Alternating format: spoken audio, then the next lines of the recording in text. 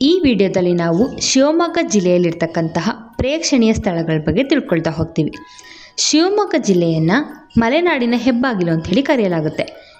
ಶಿವಮೊಗ್ಗ ಜಿಲ್ಲೆಯಲ್ಲಿರ್ತಕ್ಕಂಥ ಪ್ರೇಕ್ಷಣೀಯ ಸ್ಥಳಗಳನ್ನ ನೋಡ್ತಾ ಹೋಗೋದಾದರೆ ಕವಲೇದುರ್ಗ ಕೋಟೆ, ಅಚ್ಚಕನ್ಯಾ ಜಲಪಾತ, ಹಿಡ್ಲುಮನೆ ಜಲಪಾತ, ಜೋಗಿಗುಂಡಿ ಜಲಪಾತ,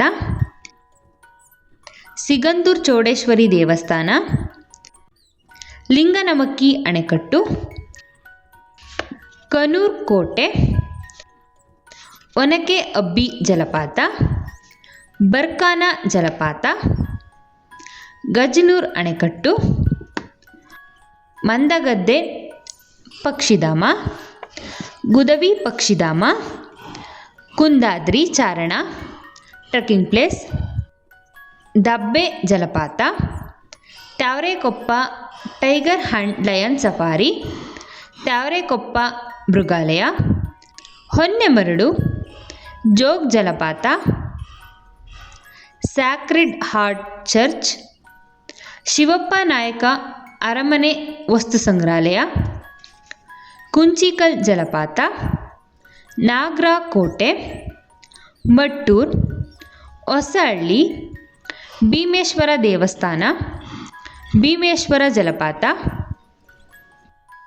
ಕೊಡಚಾದ್ರಿ ಬೆಟ್ಟ, ಶಿವಪ್ಪ ನಾಯಕ ಕೋಟೆ,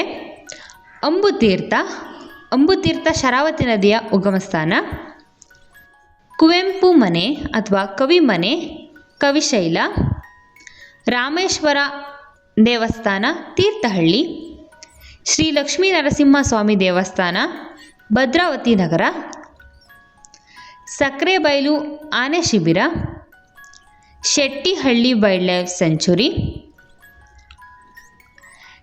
ಕೆದರೇಶ್ವರ ದೇವಸ್ಥಾನ ಶಿವಮೊಗ್ಗ, ಕುಡ್ಲಿ, ದಕ್ಷಿಣದ ವಾರಣಾಸಿ, ನೀನಾಸಂ, ಇದನ್ನು power house of Kannada culture ಅಂತ ಕರೀತಾರೆ. ಇದು ಹೆಗ್ಗೋಡು ಎಂಬ ಹಳ್ಳಿಯಲ್ಲಿದೆ. ಶ್ರೀಧುರ ಆಶ್ರಮ, ವರದಳ್ಳಿ, ಕೆಳದಿ ರಾಮೇಶ್ವರ ದೇವಸ್ಥಾನ. Thank you.